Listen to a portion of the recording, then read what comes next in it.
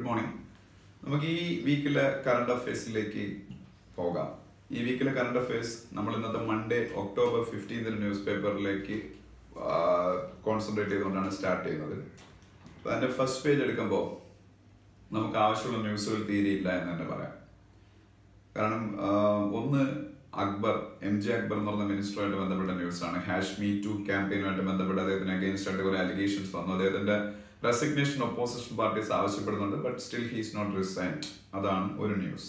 അപ്പൊ അതില് മറ്റു കാര്യങ്ങളൊന്നും അറിയാനില്ല. MJ അക്ബർ എന്തായിരുന്നു അറിയണം. അദ്ദേഹം ഒരു ഫോമർ ജേർണലിസ്റ്റ് ആയിരുന്നു. ഇപ്പോൾ എന്താണെന്ന് അറിയണം. എക്സ്റ്റേണൽ അഫയേഴ്സ് മിനിസ്ട്രിയിലെ ഒരു മിനിസ്റ്റർ ഓഫ് സ്റ്റേറ്റ് ആണ്, സഹമന്ത്രി എന്ന് നമ്മൾ മലയാളത്തിൽ പറയാം. അപ്പൊ അതാണ് ഒരു ന്യൂസ്. പിന്നീട് നമ്മള് കേരള പൊളിറ്റിക്സുമായിട്ട് ബന്ധപ്പെട്ട ചില കാര്യങ്ങളാണ്, അതൊന്നും വേണ്ട നമുക്ക്. അപ്പോൾ ഇനി നമ്മൾ ബാക്ക് പേജിലേക്ക് പോകുമ്പോൾ ബാക്ക് പേജിൽ അഡ്വർടൈസ്മെന്റ് ആണ്. അത് കഴിഞ്ഞ് അതിനടുത്ത സ്പോർട്സ് പേജിലേക്ക് പോകുമ്പോൾ 19th പേജ് മിതാലി രാജിന്റെ ഒരു ഫോട്ടോ ഉണ്ട്. മിതാലി രാജ് ഇന്ത്യക്ക് ഉള്ള ഏറ്റവും മികച്ച ബാറ്റ്സ് വുമൻ ആണ് മിതാലി രാജ്. അതുപോലെ മിതാലി രാജ് ഒരു വേൾഡ് റെക്കോർഡ് ഹോൾഡറുമാണ്. വൺ ഡേ ക്രിക്കറ്റിൽ വേൾഡിൽ ഏറ്റവും കൂടുതൽ റൺ സ്കോർ ചെയ്ത വുമൻ ക്രിക്കറ്ററാണ് മിതാലി രാജ്. MITHALI മിതാലി രാജ്. അത് കഴിഞ്ഞ് നമ്മൾ പിന്നീട് അടുത്ത സ്പോർട്സ് പേജിലേക്ക് പോകുമ്പോൾ 18th പേജിൽ ശുഭാങ്കർ ശർമ്മയുടെ ഒരു ഫോട്ടോ ഉണ്ട്. ശുഭാങ്കർ ശർമ്മ ഇന്ത്യയുടെ ഏറ്റവും മികച്ച ഗോൾഫ് പ്ലെയർ ആണ്. നിലവിൽ ഇന്ത്യയുടെ ഹയസ്റ്റ് റാങ്ക്ഡ് ഗോൾഫ് പ്ലെയർ ആണ് ശുഭാങ്കർ ശർമ്മ. പിന്നീട് ടെന്നീസിലെ പുരുഷന്മാരുടെ റാങ്കിങ്ങിൽ ചെറിയൊരു വ്യത്യാസം വരികയാണ്. വേൾഡ് നമ്പർ 1 പ്ലെയർ റാഫേൽ നദാലും നമ്പർ 2 പ്ലെയർ റോജർ ഫെഡററും നമ്പർ 3 പ്ലെയർ നൊവാക് ഡോക്കോവിച്ചും എന്നതായിരുന്നു ഓർഡർ. അതിലൊരു ചേഞ്ച് വരികയാണ്. റാഫേൽ നദാൽ തന്നെയാണ് ഇനിയും first rank. Second rank Novak ഡോക്കോവിച്ച് ആയി. DJKOVIC നൊവാക് ഡോക്കോവിച്ച് NOVAK. മൂന്നാം സ്ഥാനത്തേക്ക് ഫെഡറർ പിന്തള്ളപ്പെട്ടു. ഇനി വളരെ പെട്ടെന്ന് തന്നെ നൊവാക് ഡോക്കോവിച്ച് വേൾഡ് നമ്പർ 1 ആവുന്ന പറഞ്ഞത്. നമ്പർ 1 ആയ നദാലും നമ്പർ 2 ആയ നൊവാക് ഡോക്കോവിച്ചും തമ്മിലുള്ള പോയിന്റ് ഡിഫറൻസ് വളരെ കുറവാണ്. അതുകൊണ്ട് അദ്ദേഹം പെട്ടെന്ന് തന്നെ നമ്പർ 1 സ്ഥാനത്തേക്ക് വരാൻ സാധ്യതയുണ്ട്. നൊവാക് ഡോക്കോവിച്ച് സെർബിയക്കാരനാണ്. റോജർ ഫെഡറർ സ്വിറ്റ്സർലൻഡുകാരനാണ്. റാഫേൽ നദാൽ സ്പാനിഷ് ആണ്, സ്പെയിൻ. പിന്നീട് വിജയ് ഹസാരെ ട്രോഫിയുടെ സെമി ഫൈനലിൽ മുംബൈ കയറിയുന്ന ഒരു ന്യൂസ് ഉണ്ട്. സെമി ഫൈനൽ ആര് കയറിയെന്ന് നമ്മൾ അറിയേണ്ടത്. നമുക്ക് ഫൈനലി ആര് വിൻ ചെയ്യുന്ന അറിയേണ്ട. വിജയ് ഹസാരെ ട്രോഫി. അത് കഴിഞ്ഞ് അതിനടുത്ത പേജിലേക്ക് പോകുമ്പോൾ 17th പേജ്, അത് സ്പോർട്സ് പേജ് തന്നെയാണ്. വെസ്റ്റ് ഇൻഡീസിന് അഗെയിൻസ്റ്റ് ആയിട്ടുള്ള cricket test series India 2-0 win ചെയ്തു. അതിൽ മാൻ ഓഫ് ദ സീരീസ് ആയത് ഇന്ത്യയുടെ അരങ്ങേറ്റ ക്രിക്കറ്ററായ കൗമാര താരമായ ടീനേജ് പ്ലെയറായ പൃഥ്വി ഷാ ആണ് മാൻ ഓഫ് ദ സീരീസ്. പിന്നെ യൂത്ത് ഒളിമ്പിക്സ് നടന്നുകൊണ്ടിരിക്കുന്നു. യൂത്ത് ഒളിമ്പിക്സിൽ ഇന്ത്യയുടെ ഒരു സ്വർണ്ണ പ്രതീക്ഷ, ഒരു ഗോൾഡ് മെഡൽ ഹോപ്പ് അസ്തമിച്ചു. എന്താണെന്ന് വെച്ചാൽ മെൻസ് ഹോക്കിയുടെ ഫൈനലിൽ ഇന്ത്യ വിൻ ചെയ്യുമെന്നാണ് കരുതുന്നത്. പക്ഷെ മലേഷ്യയോട് തോറ്റ് ഇന്ത്യ സിൽവർ മെഡലാണ് വിൻ ചെയ്തത്. എന്തായാലും അർജന്റീനയുടെ ബ്യൂണസ് അയേഴ്സിൽ യൂത്ത് ഒളിമ്പിക്സ് കണ്ടിന്യൂ ചെയ്തുകൊണ്ടിരിക്കുന്നു. അർജന്റീനയുടെ ബ്യൂണസ് അയേഴ്സ് നെക്സ്റ്റ് മന്തിൽ വീണ്ടും വാർത്തകളിൽ നിറയും. ഇപ്പോൾ യൂത്ത് ഒളിമ്പിക്സിന്റെ പേരിലാണ് വാർത്തകൾ വരുന്നതെങ്കിൽ നെക്സ്റ്റ് മന്തിൽ അവർ വാർത്തകളിൽ നിറയാൻ പോകുന്നത് എന്തിന്റെ പേരിലായിരിക്കും എന്ന് ചോദിച്ചാൽ അത് ഇതിന്റെ പേരിലായിരിക്കും. G20 സമ്മിറ്റിന്റെ പേരിലായിരിക്കും. G20 summit. ലോകത്ത് G20 ഉണ്ട്, G8 ആയിരുന്നു, ഇപ്പൊ G7 ആണ്. പിന്നെ G4 ഉണ്ട്. G20 ഗ്രൂപ്പ് ഓഫ് 20 നേഷൻസ്, വേൾഡിലെ ഏറ്റവും വലിയ 20 എക്കോണമീസ് ആണ് G20 എന്നറിയപ്പെടുന്നത്. ആ G20യുടെ സമ്മിറ്റ് ബ്യൂണസ് അയേഴ്സിൽ, അർജന്റീനയുടെ ക്യാപിറ്റലായ ബ്യൂണസ് അയേഴ്സിൽ വെച്ച് നെക്സ്റ്റ് മന്തിൽ നടക്കും. ഇന്ത്യയും റഷ്യയും അമേരിക്കയും ബ്രിട്ടനും ഫ്രാൻസും ജർമ്മനിയും ജപ്പാനും ഇറ്റലിയും കാനഡയും എല്ലാം അതിലെ മെമ്പേഴ്സ് ആണ്. അപ്പം എല്ലാ രാഷ്ട്രത്തലവന്മാരും അതിൽ പങ്കെടുക്കും. ഇന്ത്യയെ റെപ്രസെന്റ് ചെയ്ത് ഇന്ത്യയുടെ പ്രൈം മിനിസ്റ്റർ നരേന്ദ്രമോദി അതിൽ പാർട്ടിസിപ്പേറ്റ് ചെയ്യും. പിന്നെ ലോകത്തുണ്ടായിരുന്ന വേറൊരു ഓർഗനൈസേഷനാണ് G8. അത് USA-യും ബ്രിട്ടനും ഫ്രാൻസും ജർമ്മനിയും ജപ്പാനും ഇറ്റലിയും കാനഡയും റഷ്യയും ചേർന്നായിരുന്നു. USA, Britain, France, Germany, Japan, Italy, Canada and Russia. പക്ഷെ റീസെന്റ് ആയിട്ട് റഷ്യയെ G8-ൽ നിന്ന് പുറത്താക്കി. അതൊരു ഉക്രൈൻ എന്ന് പറഞ്ഞ കൺട്രിയുമായിട്ട് റിലേറ്റഡ് ആയിട്ടുള്ള ഇഷ്യൂന്റെ ബേസിലാണ്. ഉക്രൈൻ എന്ന് പറഞ്ഞ രാജ്യം റഷ്യയുടെ ഒരു ക്ലോസ് അലൈ ആയിരുന്നു. പക്ഷെ ഉക്രൈനിലെ നിലവിലുണ്ടായിരുന്ന ഗവൺമെന്റിനെ അട്ടിമറിച്ചുകൊണ്ട് അമേരിക്കൻ അനുകൂലിയായ ഒരു ഗവൺമെന്റ് അവിടെ അധികാരത്തിൽ വന്നു. ഉക്രൈന്റെ ഇപ്പോഴത്തെ പ്രസിഡന്റ് പെട്രോ പോറോഷെങ്കോയുടെ നേതൃത്വത്തിൽ, പെട്രോ പോറോഷെങ്കോ POROSHENKO. ഈ പെട്രോ പോറോഷെങ്കോയുടെ നേതൃത്വത്തിൽ ഇങ്ങനെ ഒരു ഗവൺമെന്റ് അധികാരത്തിൽ വന്നപ്പോൾ റഷ്യയെ അത് അനോയ് ചെയ്തു. റഷ്യക്ക് എഗെയിൻസ്റ്റ് ആയിട്ടുള്ള ഗവൺമെന്റായി മാറി. അത്രയും കാലം പ്രോ റഷ്യൻ ഗവൺമെന്റ് ആയിരുന്നു, ആന്റി റഷ്യൻ ഗവൺമെന്റായി മാറി. അതുകൊണ്ട് തന്നെ ഉക്രൈൻ്റെ ഒരു മേഖലയായ ക്രിമിയ എന്ന് പറയുന്ന പ്രദേശം, CRIMEA, ക്രിമിയ, അതിന് പുടിന്റെ നേതൃത്വത്തിലുള്ള റഷ്യയോടൊപ്പം കൂട്ടി. അവർ പ്രോ റഷ്യൻ ടെറിട്ടറി ആയിരുന്നു ഉക്രൈനല്ല. അതിന്റെ ഒരു ഇംപ്ലിക്കേഷൻ എന്തുണ്ടായെന്ന് വെച്ചാൽ റഷ്യക്ക് എഗെയിൻസ്റ്റ് ആയിട്ട് US ഉൾപ്പെടുന്ന വെസ്റ്റേൺ കൺട്രീസ് സാങ്ഷൻസ്, ഉപരോധങ്ങൾ ഏർപ്പെടുത്തുകയും റഷ്യയെ G8 നിന്ന് പുറത്താക്കുകയും ചെയ്തു. അങ്ങനെയാണ് അത് G7 എന്ന ഓർഗനൈസേഷനായി മാറിയത്. ഇപ്പൊ റഷ്യ ഒഴിച്ചുള്ള ഞാൻ പറഞ്ഞ എല്ലാ രാജ്യങ്ങളുണ്ട്. USA, Britain, France, Germany, Japan, Italy and Canada. അങ്ങനെ 7 നേഷൻസ് ആണ് G7. മുമ്പ് G8 ആയിരുന്നു.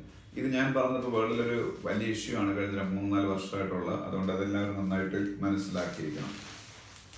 അത് കഴിഞ്ഞ് അതിനടുത്ത പേജിലേക്ക് പോകുമ്പോൾ COAI ബിസിനസ് പേജ് 15 പേജിലേക്ക് പോകുമ്പോൾ COAIയുടെ ഒരു സ്റ്റേറ്റ്മെന്റ് ഉണ്ട്. ടെലികോം കമ്പനീസ് എല്ലാം ഇന്ത്യയിൽ കണ്ടിന്യൂസ് ആയിട്ട് ലോസ് ആണ് രേഖപ്പെടുത്തിക്കൊണ്ടിരിക്കുന്നത്. കുറച്ചു കാലം കൂടെ അങ്ങനെ ആയിരിക്കും എന്നാണ് പറയുന്നത്. COAI എന്ന് പറഞ്ഞാൽ ടെലികോം കമ്പനീസിന്റെ റെപ്രസെന്റേറ്റീവ് ബോഡിയാണ്. അതിന്റെ എക്സ്പാൻഷൻ കേൾക്കുമ്പോൾ തന്നെ മനസ്സിലാവും. Cellular operators association of India. അതിന്റെ ഡയറക്ടർ ജനറൽ ആണ് Rajan Mathews. Cellular operators association of ഇന്ത്യയുടെ ഡയറക്ടർ ജനറൽ ആണ് രാജൻ മാത്യൂസ്. അതുപോലെ ഇന്ത്യയിൽ കോമൺ മാനിന് പിന്നീട് സിവിൽ ഏവിയേഷൻ ജേണി അല്ലെങ്കിൽ പിന്നീട് വിമാന യാത്ര ആക്സസിബിൾ ആക്കാൻ വേണ്ടി ഗവൺമെന്റ് ഓഫ് ഇന്ത്യ സ്റ്റാർട്ട് ചെയ്ത സ്കീമാണ് ഉഡാൻ, ഉഡേ ദേശ് കാ ആം നാഗരിക്, UDAN, ഉഡേ ദേശ് കാ ആം നാഗരിക് എന്ന് പറഞ്ഞ സ്കീം. അതിന്റെ ഇന്റർനാഷണൽ, ഇപ്പോൾ അത് ഡൊമസ്റ്റിക് ട്രാവലിനാണ്. അതായത് ഇപ്പോൾ നമുക്കിപ്പോൾ കണ്ണൂർ എയർപോർട്ട് ഉഡാൻ സ്കീമിന്റെ അണ്ടറിൽ അതിനെ കണക്ട് ചെയ്താൽ കണ്ണൂർ എയർപോർട്ടിലേക്ക് 1 hour ജേണിക്ക് 2500 രൂപയെ ചാർജ് ചെയ്യാൻ പറ്റുള്ളൂ മാക്സിമം. കണ്ണൂർ എയർപോർട്ടിലേക്ക് 1 hour ജേണിക്ക്, അതിൽ കൂടുതലാകുമ്പോൾ അതിനനുസരിച്ചാവും. അപ്പൊ ഇത് പക്ഷേ ഇന്ത്യയിലെ ഡൊമസ്റ്റിക് എയർപോർട്ടുകളെ ബന്ധിപ്പിച്ചുകൊണ്ടാണ് ഉഡാൻ സ്കീം നിലവിലിരുന്നത്. പക്ഷെ ഉഡാനിന്റെ ഇന്റർനാഷണൽ വെർഷൻ സ്റ്റാർട്ട് ചെയ്യാൻ ഗവൺമെന്റ് തീരുമാനിച്ചു. അപ്പൊ അതുമായിട്ട് ബന്ധപ്പെട്ട ഒരു ന്യൂസ് ഉണ്ട്. AAI ആണ് ഈ international version of Udan scheme നടപ്പാക്കാൻ ബാധ്യസ്ഥർ. AAI എന്ന് പറഞ്ഞാൽ airport authority of India. AAI airport authority of India. പിന്നെ നിർമ്മൽ ജെയിനിന്റെ ഒരു ഫോട്ടോ ആണ്. നിർമ്മൽ ജെയിൻ എന്ന് പറയുന്നത് IIFL എന്ന് പറയുന്ന ഒരു NBFC ഉണ്ട്. ഇന്ത്യയിലെ വലിയ NBFCs ആണ് IIFL, IL&FS എന്നൊക്കെ പറഞ്ഞത്. IL&FS ഞാൻ ഈ ഇടയ്ക്ക് ക്ലാസ്സിൽ പലതവണ ഡിസ്കസ് ചെയ്താണ്. ഇന്ത്യയിൽ ക്യാഷ് ട്രാപ്ഡ് ആയിട്ടുള്ള ഒരു NBFC, നോൺ ബാങ്കിങ് ഫിനാൻഷ്യൽ കമ്പനിയാണ് IL&FS. അത് സിസ്റ്റമാറ്റിക്കലി ഇമ്പോർട്ടന്റ് ആയിട്ടുള്ള ഒരു NBFC ആയിട്ട് reserve bank of India identify ചെയ്തിരുന്നതാണ്. അതിന്റെ പ്രോബ്ലംസ് മൂലം അതിന്റെ നോൺ എക്സിക്യൂട്ടീവ് ചെയർമാനായിട്ട് കോട്ടക് മഹീന്ദ്ര ബാങ്കിന്റെ മാനേജിംഗ് ഡയറക്ടർ ഉദയ് കോട്ടക്കിനെ അപ്പോയിന്റ് ചെയ്ത കാര്യവും, അതുപോലെ അതിന്റെ മാനേജിംഗ് ഡയറക്ടറായിട്ട് വിനീത് നയ്യാറിനെ അപ്പോയിന്റ് ചെയ്ത കാര്യവും ഒക്കെ നമ്മൾ റീസെന്റ് ആയിട്ട് പറഞ്ഞിരുന്നു. ഈ IL&FS പോലെ വേറൊരു വലിയ NBFC ആണ് IIFL. ഈ IIFLന്റെ ഫൗണ്ടർ ആണ് പിന്നീട് അതുപോലെ ചെയർമാനുമാണ് നിർമ്മൽ ജെയിൻ, JAIN. അത് കഴിഞ്ഞ് നമ്മൾ 14th പേജ് വേൾഡ് പേജിലേക്ക് പോകുമ്പോൾ ഇപ്പോൾ ഒരു ഇഷ്യൂ ഉണ്ടായിരിക്കുകയാണ്. സൗദി അറേബ്യയുമായിട്ട് മിക്ക രാജ്യങ്ങളും ഒരു ഇഷ്യൂ ആയി. എന്താണെന്ന് വെച്ചാൽ സൗദി അറേബ്യയുടെ ക്രൗൺ പ്രിൻസ് ആയ മുഹമ്മദ് ബിൻ സൽമാൻ, സൗദി അറേബ്യയുടെ ക്രൗൺ പ്രിൻസ് ആണ് മുഹമ്മദ് ബിൻ സൽമാൻ. അദ്ദേഹത്തിന്റെ ഓക്കൽ ക്രിട്ടിക് ആയിരുന്ന, അദ്ദേഹത്തിന് ഓപ്പണായിട്ട് ക്രിറ്റിസിസം ചെയ്തിരുന്ന ഒരു ജേർണലിസ്റ്റ് ജമാൽ ഖഷോഗി എന്നാണ് അദ്ദേഹത്തിന്റെ പേര്. JMAL, Jamal Khashoggi, KHASHOGGI, Jamal Khashoggi. അദ്ദേഹം സൗദി എംബസിക്കകത്ത് ഒരു കാര്യത്തിന് ചെന്നു. അതിനുശേഷം പിന്നെ അദ്ദേഹത്തിന് ആരും കണ്ടിട്ടില്ല. എവിടത്തെ സൗദി എംബസി എന്ന് പറഞ്ഞാൽ ടർക്കിയിലെ സൗദി എംബസി. ടർക്കി എന്ന് പറഞ്ഞൊരു കൺട്രി എല്ലാവർക്കും അറിയാം, യൂറോപ്യൻ കൺട്രിയാണ്. ടർക്കിയുടെ പ്രത്യേകത യൂറോപ്പിൽ ഒരു മുസ്ലിം കൺട്രിയാണ്. യൂറോപ്പിലെ ഒരു മുസ്ലിം കൺട്രിയായ ടർക്കിയിലെ ഇസ്താംബൂളിലുള്ള സൗദി അറേബ്യയുടെ എംബസിയിൽ ഈ ജേർണലിസ്റ്റ് ചെന്നതിന് ശേഷം പിന്നെ അദ്ദേഹത്തിന് ലോകം കണ്ടിട്ടില്ല. അപ്പൊ ടർക്കിയുടെ president Recep Tayyip Erdogan, RECEP, Recep Tayyip TAYYIP, Tayyip Erdogan, ERDOGAN, ടർക്കിയുടെ പ്രസിഡന്റായ റെസെപ് തായിപ്പ് എർഡോഗാൻ പറയുന്നത് സൗദി അറേബ്യക്കാര് എംബസിയിൽ വെച്ച് ഇദ്ദേഹത്തിന് പിന്നെ പ്രിൻസിനെ ക്രിട്ടിസൈസ് ചെയ്യുന്ന ആളായതുകൊണ്ട് കൊന്നതാണ്, മർഡർ ചെയ്തതാണ് എന്നാണ് പറയപ്പെടുന്നത്. അപ്പൊ എന്തായാലും അതിന്റെ പേരിൽ അമേരിക്കയുടെ പ്രസിഡന്റ് ഡൊണാൾഡ് ട്രംപ് ഉൾപ്പെടെ സൗദി അറേബ്യയെ വാൺ ചെയ്തിരിക്കുകയാണ്. സൗദി അറേബ്യയുടെ ഏറ്റവും വലിയ അലയൻസ് പാർട്ണറാണ് USA. എന്നിട്ട് പോലും അപ്പൊ അങ്ങനെ കുറച്ച് ഇഷ്യൂസ് അവിടെ നടക്കുകയാണ്. Richard Branson RICHARD Richard Branson BRANSON ഒരു ബ്രിട്ടീഷ് ബിസിനസ്മാൻ ആണ്. ലോക പ്രശസ്തമായ വിർജിൻ ഗ്രൂപ്പ് ഓഫ് കമ്പനീസിന്റെ ചെയർമാനാണ്, ഫൗണ്ടറാണ്, ബ്രിട്ടീഷ് ബില്യണറാണ് റിച്ചാർഡ് ബ്രാൻസൺ. അതുപോലെ വേൾഡിലെ ഏറ്റവും വലിയ സ്റ്റാർട്ടപ്പ് കമ്പനി എന്നറിയപ്പെടുന്ന ഊബറിന്റെ CEO ആണ്. അത് അമേരിക്കൻ കമ്പനിയാണ് ഊബർ. അതിന്റെ CEO ആണ് ദാര ഖൊസ്റോവ്ഷാഹി. ദാര ഖൊസ്റോവ്ഷാഹി. KHOSROWSHAHI ഖൊസ്റോവ്ഷാഹി. അതുപോലെ വേൾഡിലെ ഏറ്റവും വലിയ രണ്ടാമത്തെ സെൻട്രൽ ബാങ്ക് ആണ് പീപ്പിൾസ് ബാങ്ക് ഓഫ് ചൈന. ലോകത്തിലെ ഏറ്റവും വലിയ സെൻട്രൽ ബാങ്ക് ആണ് അമേരിക്കയുടെ ഫെഡറൽ റിസർവ് ആണ്. പിന്നീട് ലോകത്തിലെ ഏറ്റവും വലിയ സെൻട്രൽ ബാങ്ക്, അതിന്റെ ചെയർമാനാണ് ജെറോം പവൽ. ലോകത്തിലെ ഏറ്റവും വലിയ രണ്ടാമത്തെ സെൻട്രൽ ബാങ്ക് ആണ് ചൈനയുടെ സെൻട്രൽ ബാങ്കായ പീപ്പിൾസ് ബാങ്ക് ഓഫ് ചൈന. അതിന്റെ ഹെഡാണ് YIGANG. അപ്പം അതറിഞ്ഞിരിക്കണം. പിന്നെ Maldives court hears Yameen plea എന്ന് പറഞ്ഞ ന്യൂസ് ഉണ്ട്. എന്ന് വെച്ചാൽ ഞാൻ ഓൾറെഡി പറഞ്ഞിട്ടുള്ളതാണ്, മാൽദീവ്സിൽ ഇലക്ഷനിൽ ഇബ്രാഹിം മുഹമ്മദ് സോലിഹ് അവിടെ ജയിച്ചു. പക്ഷേ ആ ജനങ്ങളുടെ വെർഡിക്റ്റിനെ അക്സെപ്റ്റ് ചെയ്യാൻ അവിടുത്തെ ഇപ്പോഴത്തെ പ്രസിഡന്റായ അബ്ദുള്ള യാമീൻ പിന്നീട് ഓക്കെ അല്ല, അദ്ദേഹം കോടതിയിൽ പോയിരിക്കുകയാണ്. ആ ഇലക്ഷൻ പിന്നീട് ഓയിഡായിട്ട് ഡിക്ലെയർ ചെയ്യണമെന്ന് പറഞ്ഞിട്ട്.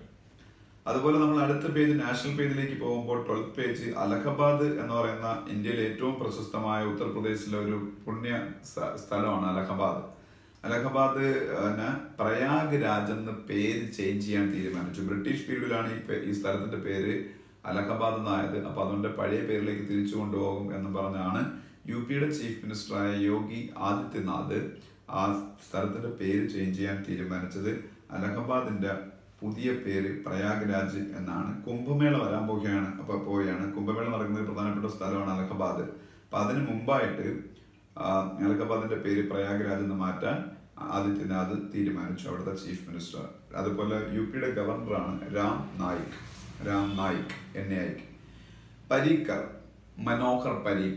മനോഹർ പരീക്കർ ഗോവയുടെ ചീഫ് മിനിസ്റ്റർ. അദ്ദേഹം കുറച്ച് കാലമായിട്ട് അസുഖബാധിതനാണ്.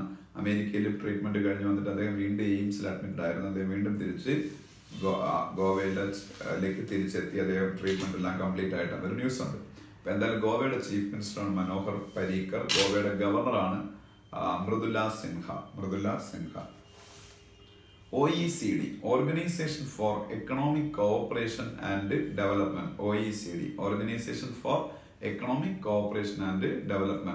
OECDയുടെ ഹെഡ്ക്വാർട്ടേഴ്സ് പാരീസ് ആണ്. Organisation for economic cooperation and ഡെവലപ്മെന്റിന്റെ. Shell company shell company. ഇന്ത്യയില് ഷെൽ കമ്പനീസ് എന്ന് പറയുന്നത് ഇന്ത്യയിലല്ല, ലോകം മുഴുവനും ഉണ്ട് ഷെൽ കമ്പനീസ്. അതിന്റെ ഡെഫിനിഷനൊക്കെ OECD കൊടുത്തിട്ടുണ്ട്. അതായത് ഒരു പേപ്പർ കമ്പനി ആയിരിക്കും. പേപ്പറിൽ അങ്ങനെ ഒരു കമ്പനി കാണും, പക്ഷെ ആക്റ്റീവായിട്ട് ഒരു ബിസിനസ് ഓപ്പറേഷൻസ് പോലെ കാണുന്നില്ല. അത്തരത്തിലുള്ള കമ്പനികൾ അപ്പോൾ സ്വാഭാവികമായിട്ട് എന്തിനാണ് സൃഷ്ടിക്കപ്പെടുന്നതെന്ന് വെച്ചാൽ പലപ്പോഴും ടാക്സ് വെട്ടിക്കാനും മറ്റു കാര്യങ്ങൾക്ക് വേണ്ടി പ്രയോജനപ്പെടുത്താൻ വേണ്ടിയിട്ടായിരിക്കും പേപ്പറിൽ ഇങ്ങനെ കമ്പനികളെ ക്രിയേറ്റ് ചെയ്ത് there will be no active business operation in such companies. അത്തരം കമ്പനീസിനാണ് ഷെൽ കമ്പനീസ് എന്നറിയപ്പെടുന്നത്. അതിനടുത്ത പേജ് 13th പേജിലേക്ക് പോകുമ്പോൾ ഇന്ത്യയും അമേരിക്കയും തമ്മിൽ നേവൽ എക്സർസൈസ് ഉണ്ട്, ആർമി എക്സർസൈസ് ഉണ്ട്, എയർഫോഴ്സ് എക്സർസൈസ് ഉണ്ട്.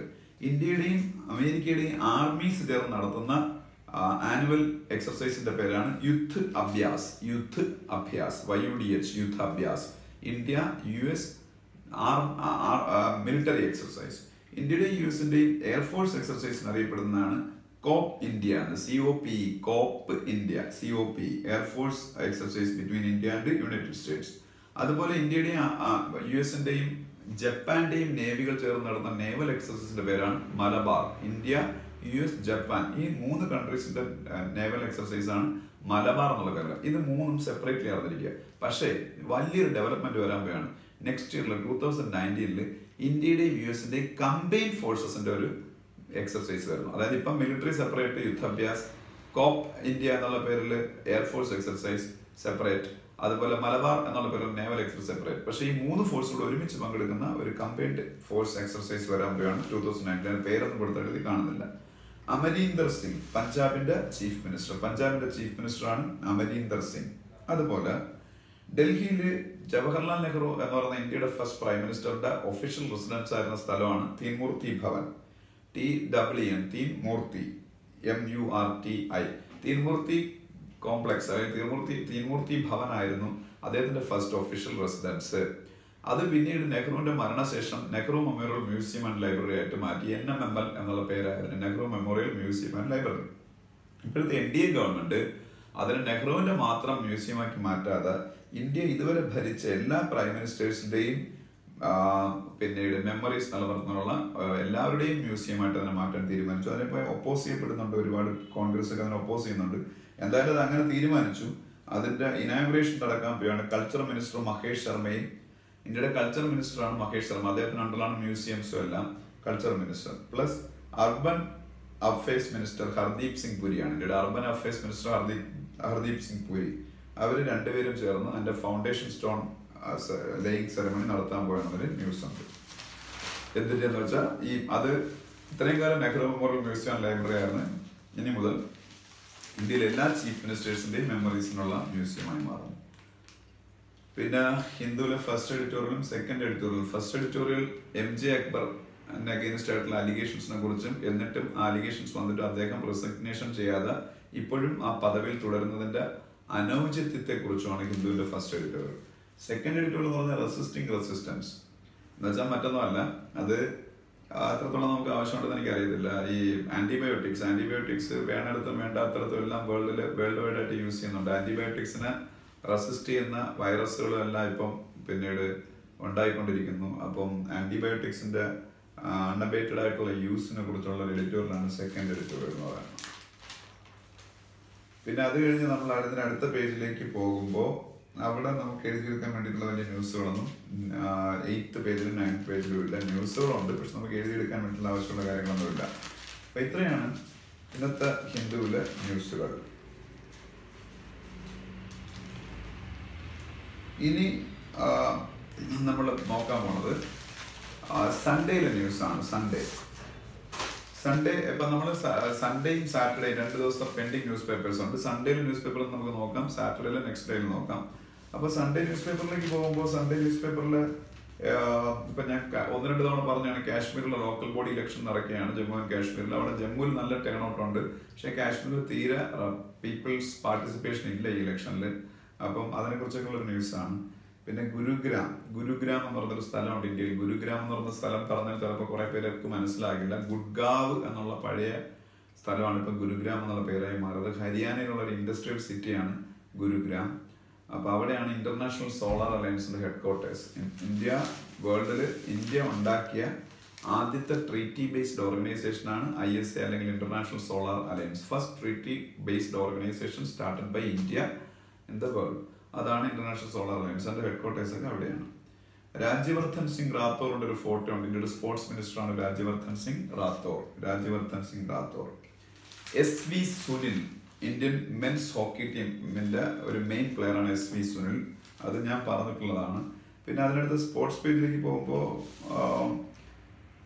ജോഹർ കപ്പ്, ഞാൻ ഈ ഇടയ്ക്ക് പറഞ്ഞിരുന്നതാണ്. Sultan of Johor cup, JOHOR, sultan of Johor cup മലേഷ്യയിൽ വെച്ച് ഇപ്പോൾ കഴിഞ്ഞു. ഇന്ത്യ ഫൈനൽ വരെ എത്തി. ഫൈനലിൽ ഇന്ത്യ ഗ്രേറ്റ് ബ്രിട്ടനോട് തോറ്റ് ഇന്ത്യ ഫൈനലിൽ 2ാം സ്ഥാനം കൊണ്ട് ഇന്ത്യക്ക് തൃപ്തിപ്പെടേണ്ടി വന്നു. സിൽവർ നേടി ഇന്ത്യ. പിന്നെ ഷാങ്ഹായ് മാസ്റ്റേഴ്സ് ടെന്നീസ് ടൂർണമെന്റ് കഴിഞ്ഞു. ഷാങ്ഹായ് മാസ്റ്റേഴ്സ് ടൈറ്റിൽ വിൻ ചെയ്തത് നൊവാക് ഡോക്കോവിച്ച് ആണ്. ഷാങ്ഹായ് മാസ്റ്റേഴ്സ് സെമി ഫൈനലിൽ റോജർ ഫെഡറർ തോറ്റുപോയി.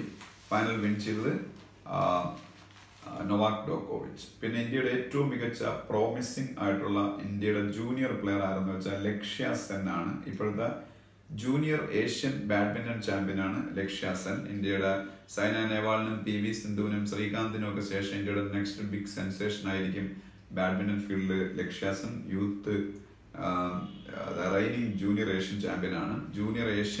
അദ്ദേഹം ഇപ്പോൾ യൂത്ത് ഒളിമ്പിക്സിൽ ഫൈനൽ വരെ എത്തി, പക്ഷെ ഫൈനലിൽ തോറ്റുപോയി. സിൽവർ മെഡൽ ആണ് അദ്ദേഹത്തിന് കിട്ടിയത്.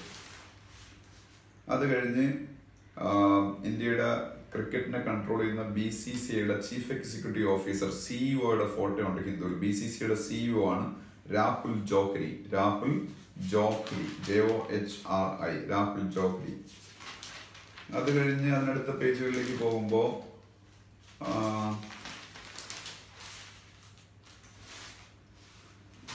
നാഷണൽ ന്യൂസ് 10 പേജിൽ നമുക്ക് വലുതായിട്ടൊന്നും എഴുതിയെടുക്കാനില്ല. ഗോവ ഗവർണറുടെ പേര് ഞാൻ ഓൾറെഡി പറഞ്ഞു കഴിഞ്ഞാണ്, മൃദുല സിൻഹ. മനോഹർ പരീക്കറിന്റെ ഒരു ഫോട്ടോ ഉണ്ട്, അത് ഞാൻ ഓൾറെഡി പറഞ്ഞു കഴിഞ്ഞാണ്. 11th പേജിലേക്ക് പോകുമ്പോൾ ഇന്ത്യ ഇപ്പോൾ ഏറ്റവും കൂടുതൽ വോട്ടുകളോടുകൂടി യുണൈറ്റഡ് നേഷൻസ് ഹ്യൂമൻ റൈറ്റ്സ് കൗൺസിലിലേക്ക് സെലക്ട് ചെയ്യപ്പെട്ടു. India UN human rights council UNHRCയിലേക്ക് സെലക്ട് ചെയ്യപ്പെട്ടു. റീസെന്റ് ആയിട്ട് ഏറ്റവും കൂടുതൽ വോട്ടുകളോട് കൂടി സെലക്ട് ചെയ്യപ്പെട്ട രാജ്യം ഇന്ത്യയാണ്. ഇന്ത്യയുടെ permanent representative to United Nations ആണ് Syed Akbaruddin. India's permanent representative to United Nations Syed Akbaruddin, SYED, Syed Akbaruddin, AKBARUDDIN. Bastar, BASTAR, Bastar. ഇന്ത്യയിലെ ഏറ്റവും നൊട്ടോറിയസ് ആയിട്ടുള്ള സ്ഥലമാണ് ബസ്തർ. ബസ്തർ എന്ന് പറഞ്ഞ സ്ഥലത്തിന്റെ പ്രത്യേകത ഛത്തീസ്ഗഡിലാണ്. ഇന്ത്യയിലെ ഏറ്റവും കൂടുതൽ നെക്സലൈറ്റ് അഫക്റ്റഡ് ആയിട്ടുള്ള ഒരു സ്റ്റേറ്റ് ആണ് ഛത്തീസ്ഗഡ്. ആ ഛത്തീസ്ഗഡിൽ തന്നെ ഏറ്റവും കൂടുതൽ നെക്സൽ പ്രോബ്ലം ഉള്ള സ്ഥലങ്ങളാണ് ഈ ബസ്തർ ആൻഡ് ദണ്ഡേവാഡ. ബസ്തർ എന്ന് പറയുന്ന സ്ഥലം ഛത്തീസ്ഗഡിലാണ്. പിന്നെ തിത്ലിയെ കുറിച്ചുള്ള ന്യൂസ് ഉണ്ട്. തിത്ലി ഓൾറെഡി ഞാൻ പറഞ്ഞാണ്, സൈക്ലോൺ ആണ്. ഒഡീഷയിലും ആന്ധ്രാപ്രദേശിലും ഏറ്റവും കൂടുതൽ നാശം വിതച്ച സൈക്ലോൺ ആണ് തിത്ലി. അത് പറഞ്ഞു കഴിഞ്ഞാണ്. പിന്നെ MS സ്വാമിനാഥന്റെ ഒരു ഫോട്ടോ ഉണ്ട്. MS സ്വാമിനാഥൻ ആര് എന്ന് ഞാൻ പറഞ്ഞു തരേണ്ട ആവശ്യമില്ല. MS സ്വാമിനാഥൻ ഇന്ത്യയുടെ ഗ്രീൻ റവല്യൂഷന്റെ ഫാദർ ആണ്. ഇന്ത്യയിൽ ഗ്രീൻ റവല്യൂഷൻ നടപ്പാക്കി ഇന്ത്യയിൽ ഇന്ന് ജീവിച്ചിരിക്കുന്ന, ഇന്ത്യ കണ്ട എക്കാലത്തെ ഏറ്റവും വലിയ അഗ്രികൾച്ചർ സയന്റിസ്റ്റ് ആണ് മലയാളിയായ MS സ്വാമിനാഥൻ. അദ്ദേഹത്തിന് ഒരു അവാർഡ് ഇപ്പം കിട്ടി. അവാർഡിന്റെ പേര് മോഹൻ ദാരിയ രാഷ്ട്ര നിർമ്മാൺ പുരസ്കാർ എന്നാണ്. മോഹൻ ധാരിയ, DHARIA, മോഹൻ ദാരിയ രാഷ്ട്ര നിർമ്മാൺ പുരസ്കാർ. ദേവേന്ദ്ര ഫട്നാവിസ്, അതുപോലെ തമിഴ്നാട് ഗവർണർ ബൻവാരിലാൽ പുരോഹിത്, ഇവർ രണ്ടുപേരും ചേർന്ന് അവാർഡ് കൊടുക്കുന്ന ഒരു ഫോട്ടോ ഉണ്ട്. ദേവേന്ദ്ര ഫട്നാവിസ് ഇന്ത്യയിലെ ഏറ്റവും ഇൻഡസ്ട്രിയലൈസ്ഡ് ആയിട്ടുള്ള സ്റ്റേറ്റ് ആയ, ഇന്ത്യയിലെ മോസ്റ്റ് ഇൻഡസ്ട്രിയലൈസ്ഡ് സ്റ്റേറ്റ് ആണ് മഹാരാഷ്ട്ര. ഇന്ത്യയിലെ മോസ്റ്റ് ഇൻഡസ്ട്രിയലൈസ്ഡ് സ്റ്റേറ്റ്. അതുപോലെ ഇന്ത്യയിലെ ഏറ്റവും കൂടുതൽ GDP എന്നല്ല പറയേണ്ട, സ്റ്റേറ്റുകൾക്കാണെങ്കിൽ GSDP എന്നാണ്, gross state domestic product, GSDP. State ലെവലിൽ മൊത്തം വരുമാനം കാൽക്കുലേറ്റ് ചെയ്യുന്നതാണ് GSDP എന്ന് പറയുന്നത്.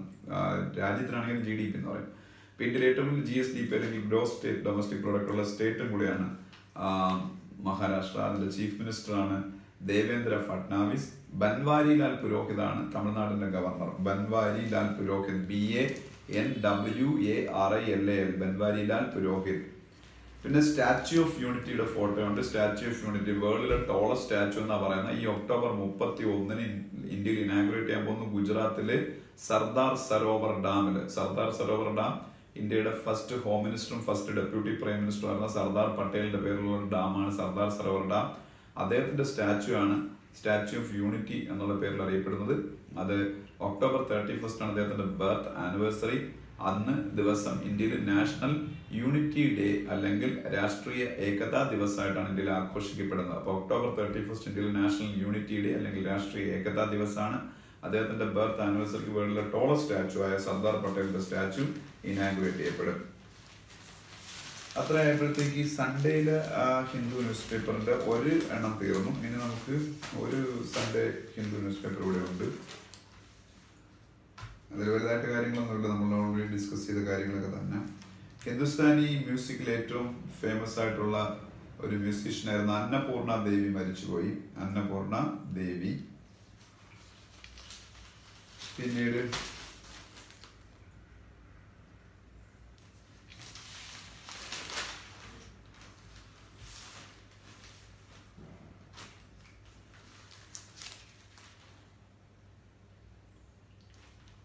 സുഭാഷ് ചന്ദ്ര ഗാർഗിന്റെ ഒരു ഫോട്ടോ ഉണ്ട്. ഇന്ത്യയുടെ എക്കണോമിക് അഫയേഴ്സ് സെക്രട്ടറി ആണ് Subhash Chandra Garg. Economic affairs secretary of India Subhash Chandra Garg. പിന്നീട് ഇത് സൺഡേ ന്യൂസ് പേപ്പർ ആയതുകൊണ്ട് തന്നെയാണ് വലിയ ന്യൂസുകളൊന്നും രണ്ടാമത്തെ ന്യൂസ് പേപ്പറിൽ കാണാറുണ്ട് സാധാരണ. പിന്നീട് ഇത്രയാണ് ആ ന്യൂസ് പേപ്പറിൽ നമുക്ക് പറയാനുള്ള കാര്യങ്ങൾ. പിന്നെ അദ്ദേഹം ഹർഷവർദ്ധന്റെ ഒരു ഫോട്ടോ ഉണ്ട്. ഹർഷവർദ്ധൻ ഇന്ത്യയുടെ സയൻസ് ആൻഡ് ടെക്നോളജി മിനിസ്റ്ററാണ്. ഒപ്പം തന്നെ ഇന്ത്യയുടെ എൻവയോൺമെന്റ് ആൻഡ് ഫോറസ്റ്റ് മിനിസ്റ്ററാണ്. ഇന്ത്യയുടെ സയൻസ് ആൻഡ് ടെക്നോളജി മിനിസ്റ്ററാണ് Harshvardhan. Science and technology minister Harshvardhan. ഇനി നമുക്ക് വെബ്സൈറ്റിലെ കുറച്ച് ന്യൂസുകൾ, വെബ്സൈറ്റിൽ എഴുതിയെടുക്കാൻ വേണ്ടിയുള്ള ന്യൂസുകളൊന്നും വലുതായിട്ടില്ല. പക്ഷെ എന്നിരുന്നാലും ഉള്ള കാര്യങ്ങൾ നമുക്ക് നോക്കാം. ആവശ്യമില്ലാത്ത ന്യൂസുകളാണ് കൂടുതൽ ഞാൻ നോക്കുമ്പോൾ. കുറെ ക്യാബിനറ്റ് അപ്രൂവൽസ് എന്ന് പറഞ്ഞ കുറച്ച് കാര്യങ്ങൾ കൊടുത്തിട്ടുണ്ട്. ഈ ക്യാബിനറ്റ് അപ്രൂവൽസ് ഒന്നും നമുക്ക് എഴുതിയെടുത്ത് പഠിക്കാൻ വേണ്ടിയുള്ള കാര്യങ്ങളൊന്നും ഇല്ല അതിൽ. പിന്നീട്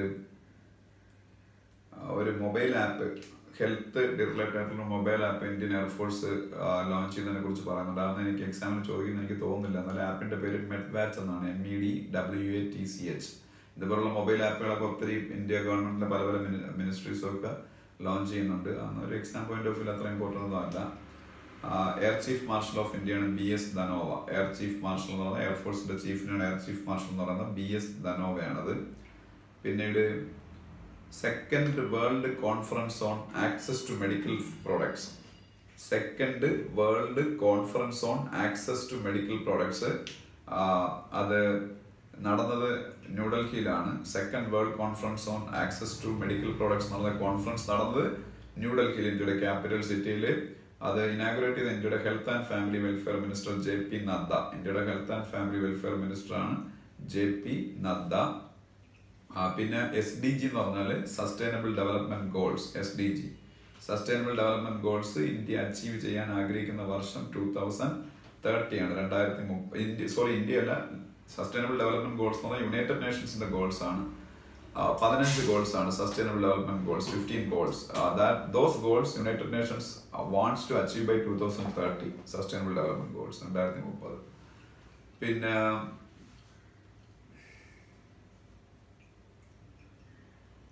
തേരി, the energy and resource institute, environment related ആയിട്ടുള്ള ഇന്ത്യയിലെ ഏറ്റവും പ്രധാനപ്പെട്ട ഒരു റിസർച്ച് ഇൻസ്റ്റിറ്റ്യൂട്ട് ആണ് TERI, TERI expansion. The energy and resource institute and headquarters Gurugram ആണ്.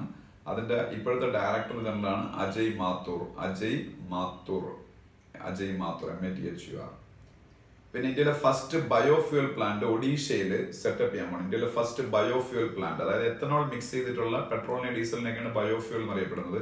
ഇന്ത്യയിലെ ആദ്യത്തെ ബയോഫ്യൂൽ പ്ലാന്റ് BPCL എന്ന് പറഞ്ഞാൽ ഭാരത് പെട്രോളിയം കോർപ്പറേഷൻ ലിമിറ്റഡ്. ഇന്ത്യയിലെ മഹാരത്ന കമ്പനികളിൽ ഒരെണ്ണമാണ്. ഇന്ത്യയിൽ 8 മഹാരത്ന കമ്പനികളുണ്ട്. ഗവൺമെന്റ് ഓഫ് ഇന്ത്യയുടെ ഏറ്റവും പ്രസ്റ്റീജിയസ് ആയിട്ടുള്ള, ഏറ്റവും കൂടുതൽ ടേൺ ഓവർ, ഏറ്റവും കൂടുതൽ പ്രോഫിറ്റ് ഉള്ള കമ്പനീസിനാണ് മഹാരത്ന കമ്പനീസ് എന്ന് പറയുന്നത്. അതിൽ ഏറ്റവും പ്രധാനപ്പെട്ട ഒരു കമ്പനിയാണ് BPCL, Bharat petroleum corporation limited. അവരാണ് ഇന്ത്യയിലെ ഫസ്റ്റ് ബയോഫ്യൂൽ പ്ലാന്റ് സ്റ്റാർട്ട് ചെയ്യാൻ പോകുന്നത് ഒഡീഷയിൽ.